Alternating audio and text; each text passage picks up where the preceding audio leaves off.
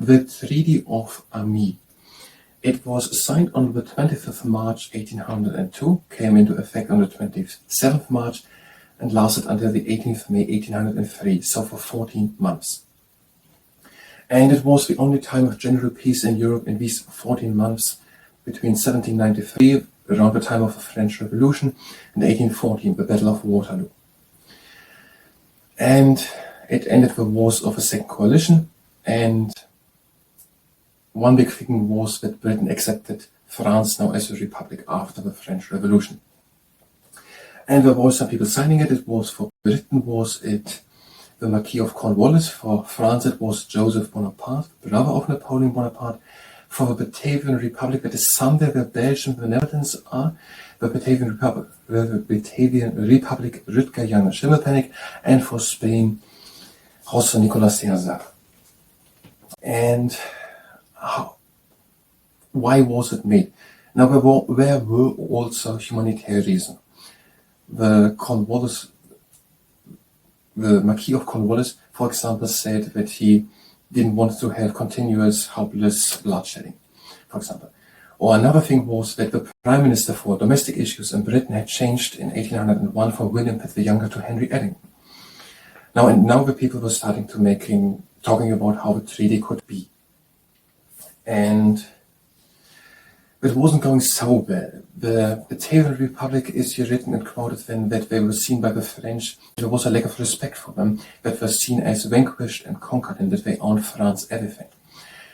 And also Lord Cornwallis wrote that, he said then, that he wrote, "I feel it as the most unpleasant circumstance attending this unpleasant business that, after I have obtained his acquaintance on any point, that I can have no confidence that it is finally settled, and that he will not recede from it in our next conversation about Joseph Bonaparte." Now it was talking there. Was it Lord Hawkesbury on the British side, with Louis Guillaume Otto on the French side, the French Commissioner of War in London? But Louis Guillaume Otto was detailing the instructions of Napoleon, and so then Lord Hawkesbury opened the second line of communication with sending Anthony Merritt to Paris to talk in the second line of communication with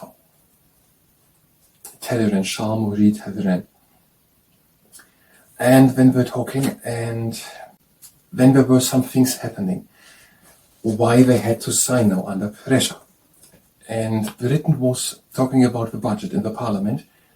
It's not said explicitly here, but it must be about on what money to spend in the next year, on military, if wars continued or not.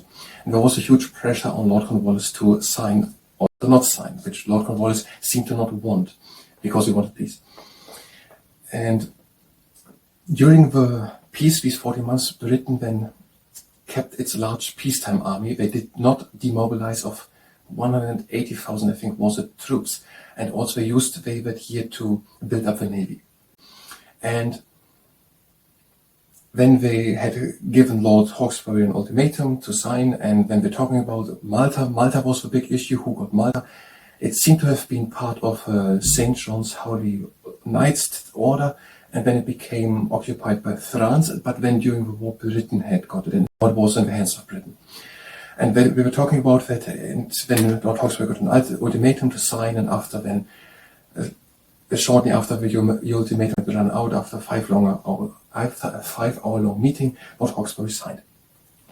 And he said he was worried and unhappy with the treaty, but he also was not happy that the war would go on and it would be just hopeless, useless bloodshed. About the signing of this preliminary agreement, which was done then, there was a great joy in Europe. There were poems written in the languages German, English, French. And on the stage, people were acting it out, and fireworks were done in Britain. In Britain, the people hoped that the income tax, which had been imposed a few years earlier, would be gone away, that the market had a revival, and that the grain prices would go down. Some reasons for making the treaty were also on Britain's side, that they feared war with Russia, and that they wanted more trading with Europe. And now it was signed, and the people waited for it, wanted it. And another reason was that the mood was a bit changing in Britain about some people who wanted peace.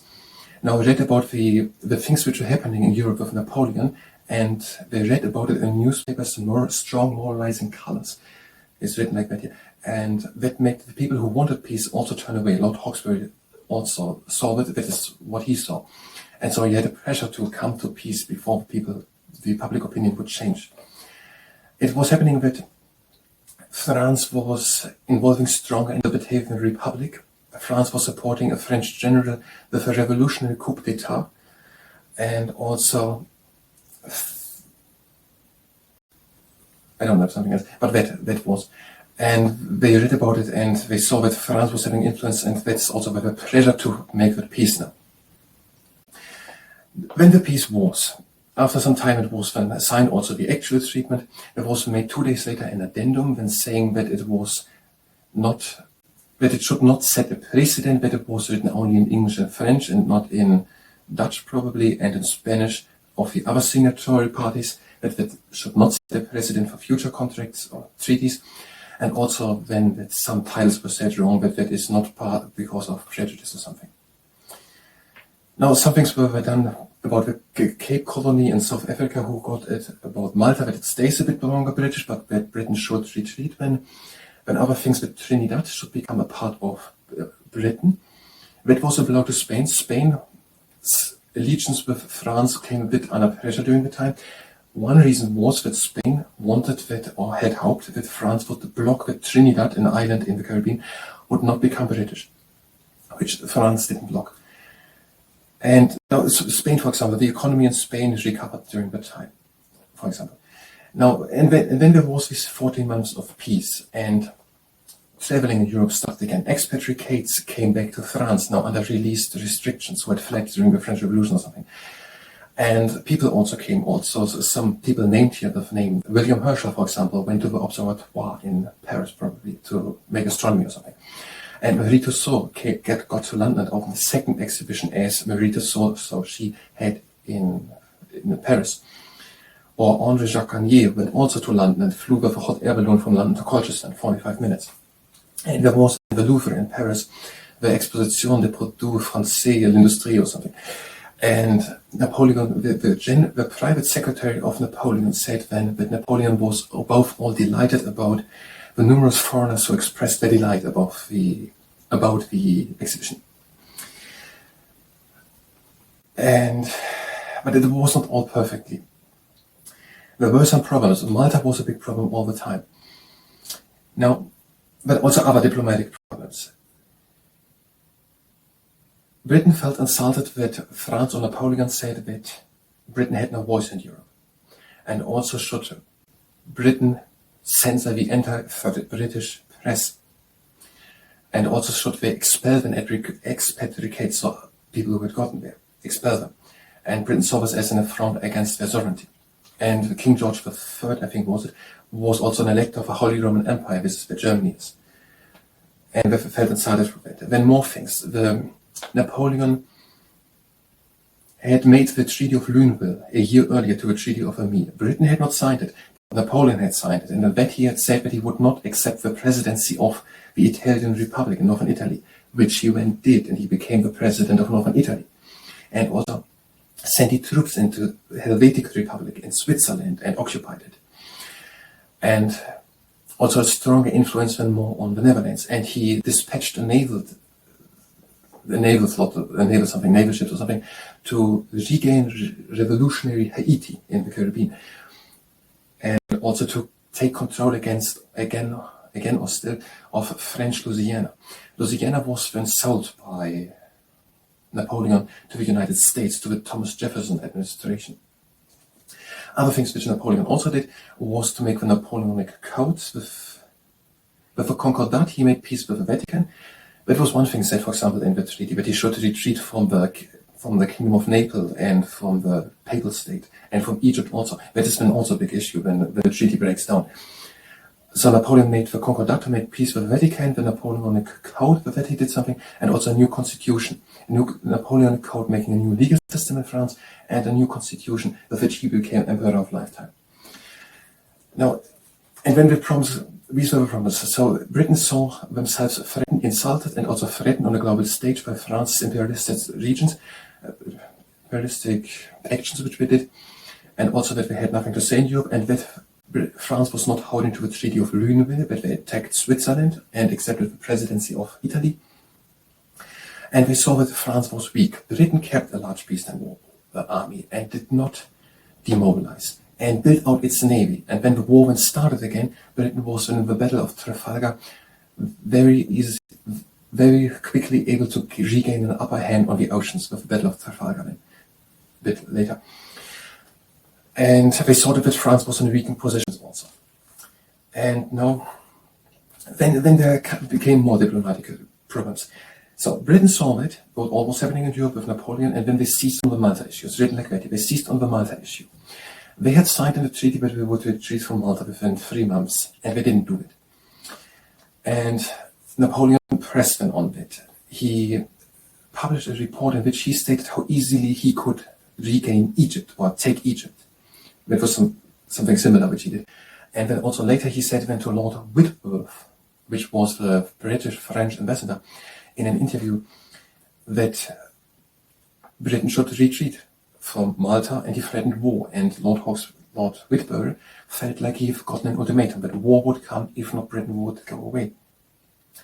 And so he said how easy he could get Egypt, and that he would have war if Britain would not retreat. Britain was seeing that he was having actions in Switzerland, in the Helvetic Republic, in the Batavian Republic, with the influence on Netherlands or whatever it is, Belgium. I don't know if just what it takes.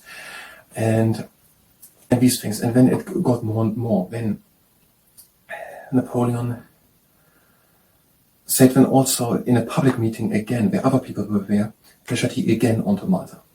And that saw now the Russian ambassador, Markov, and he reported then back to Russia, to the Tsar, that France was threatening. And also did he report then back to Russia that France was, rumors that France would had taken an eye on Hanover and on Hamburg in northern Western Germany. And following that, then the Russians accumulated, assembled troops in the Baltic because of the threats of Napoleon then to Western Germany, because Russia saw it as now that would now be part of their business if Napoleon would be doing something then in Western Germany. It was not Germany at the time.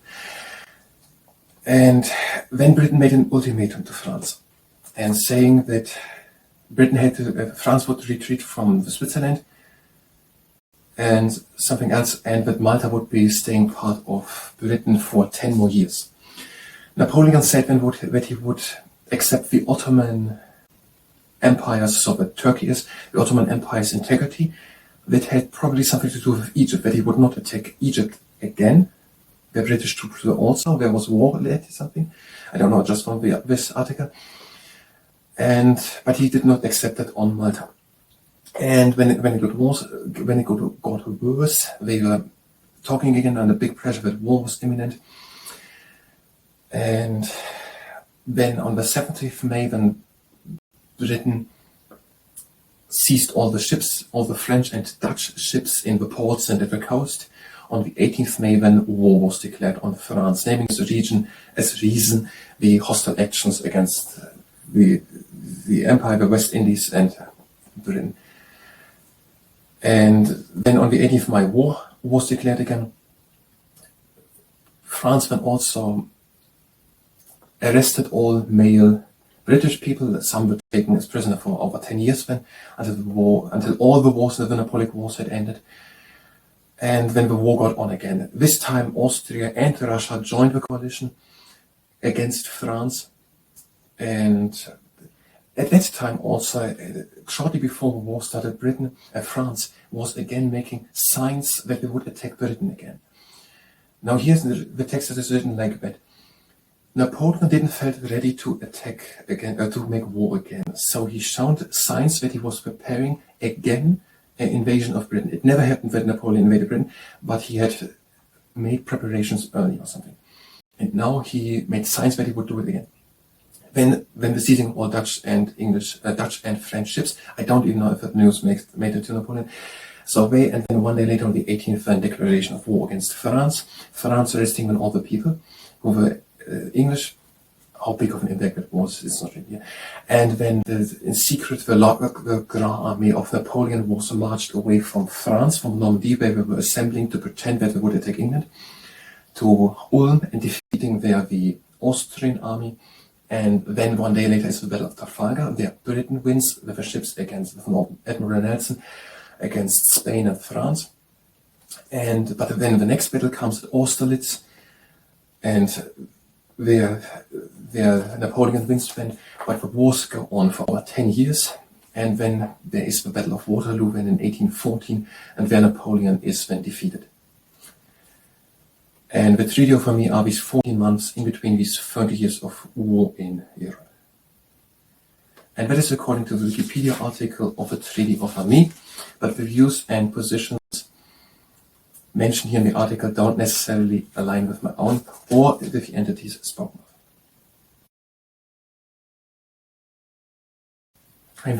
I'm trying to learn history today with Treaty of Amiens, and after we've done it, we're gonna do tiptoe yoga. And if you participate in the tiptoe yoga, this is and this is part 30 or something. And we're quite short before we can make a presentation about this law chapter. So what do we have so far? We have so far the Treaty of Amiens. It was signed on the 20th of March 1802 and came into effect on the 27th of March 1802, lasted until the 18th of May 1803. It was the only time, 14 months long, of general peace in Europe. Between 1793, the beginning of the French Revolution, somewhat the time, and 1814, the defeat of Napoleon at the Battle of Waterloo. It was signed by the Marquis of Cornwallis on the British side, on the French side by Joseph Bonaparte, the brother of Napoleon Bonaparte. On the Batavian Republic side, which is where the Netherlands are, by Rutger Jan Schimmelpenninck and by José Nicolas de Zara on the Spanish side. It was made in English and French. And it ended the wars of a second coalition, I don't think we have to say it, of a second coalition. And it also is yielded, the proper term, yielded. It also made Britain recognize the French Republic. And it ended the war of a second coalition, which the second coalition had waged against the revolutionary France, and with the Treaty of Amiens, Britain recognized France as the Republic of France. Okay, and the next part is then some reasons to make the treaty were, for example, humanitarian reasons. There was, for example, the Marquis of Cornwallis, the Marquess of Cornwallis. I don't know the difference. The Marquess of Cornwallis, Lord Hawks. No, that was not Lord Hawkesbury. That was somebody else. And just Cornwallis, never more names name. Okay, and for example, he stated that the continuation of the war would have just the ruinous consequences of continued and hopeless bloodshedding. The ruinous consequences of renewing a bloody and hopeless war. Or other reasons. Britain, for example, feared also war with Russia, or also wanted Britain more trading with Europe. Okay, and then this is what we have in its national goals. Then the next thing is, and there was then the diplomacy done. There was the Commissioner for Prisoners of War, for the French Commissioner for Prisoners of War in London, Louis Guillermo Otto. And he was then talking with Lord Hawkesbury. And they were talking about how such a treaty would come, on what they could agree to end the war. Now, Louis Guillermo Otto was detailing the instructions of Napoleon, and therefore Lord Hawkesbury opened a second line of communication by sending Anthony Merry to Paris, then to negotiate with Charles Talleyrand.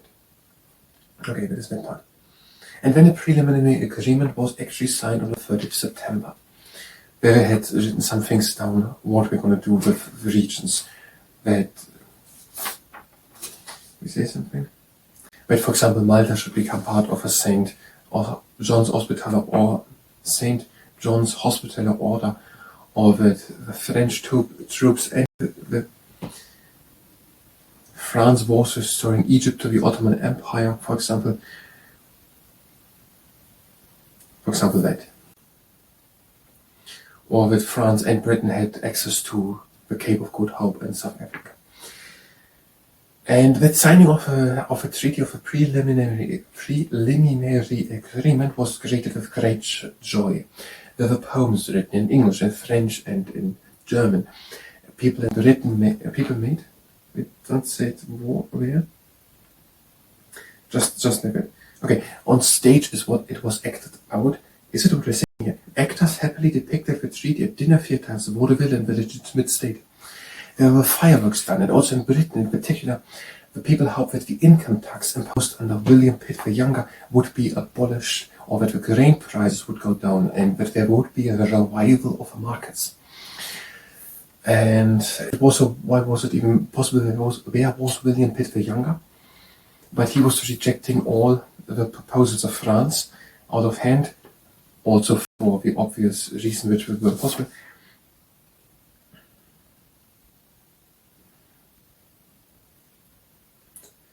And obvious defects in the proposals. Rejected them, but now Henry Eddington became Prime Minister of Britain in 1801, after William Pitt the Younger had resigned over domestic issues, and he was not Prime Minister. And now it was possible to negotiate, and the treaty was signed. Now, and then there was a great treasure because of his happiness about the peace in Britain. And there was a great pressure on the Marquis of Cornwallis on Britain's side to sign the paper. It was then so that in January 1802, Napoleon invaded Switzerland. No, he did not. It was later. He recognized the presidency of the Italian Republic, to become the president of the Italian Republic in northern Italy at the time, which was against the Treaty of Lunéville, which was made a year earlier. Britain had not signed it, but in that Napoleon had said that he would not become the president of Italy. And also was Napoleon supporting Piogier in the Batavian Republic and his reactionary coup d'etat, and also the new constitution of the Batavian Republic brought in by a sham election. So France was making a stronger influence in the Batavian Republic. And Lord Hawkesbury, was it this time Lord Hawkesbury? No. Lord Hawkesbury said that the involvement in Italy and its both not said which one was a gross breach of faith, and Cornwallis, the Marquis of Cornwallis, said what the people were reading in the newspapers over the happenings. What is the name of it? The happenings in Europe, with France and Italy and the Batavian Republic, would set the country into the greatest alarm. And with many people who were for peace now started to become again for war, to continue the war with France. Okay, that's it.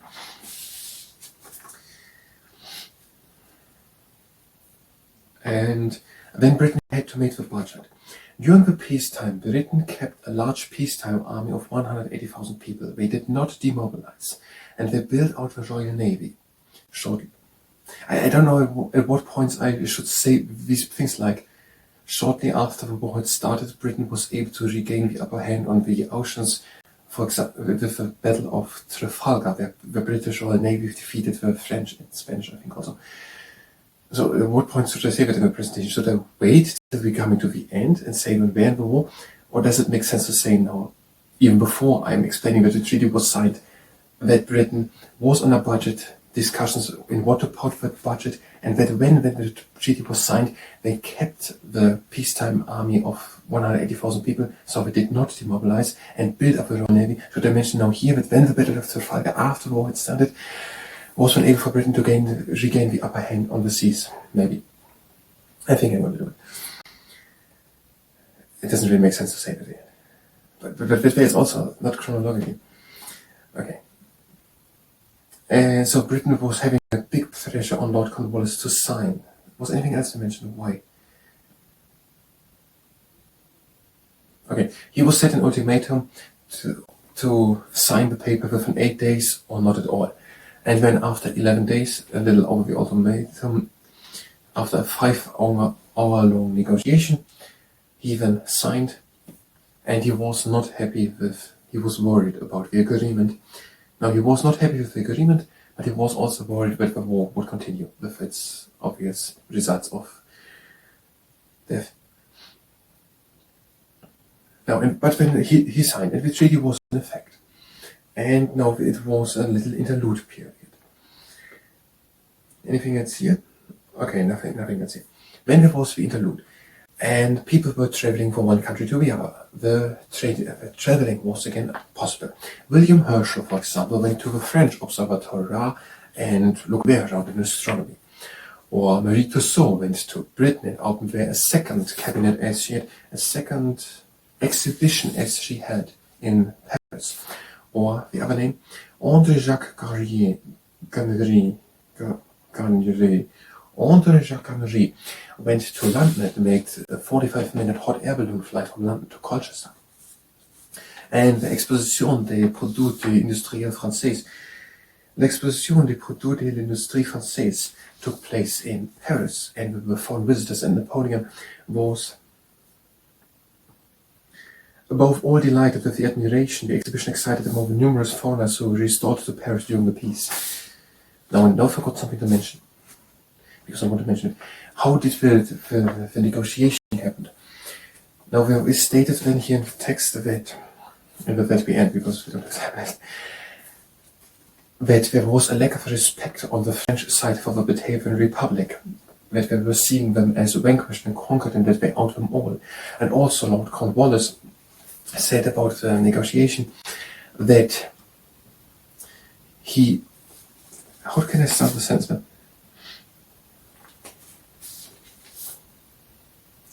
That he said, I feel it as the most unpleasant circumstance that after I have received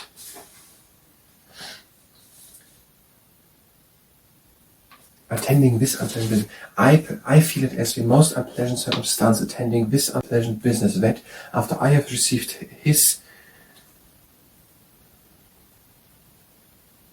acquaintance, after I have obtained his acquaintance on any point, that I can have no confidence that it is finally settled and that he will not recede from it in our next conversation, said about Joseph Napoleon.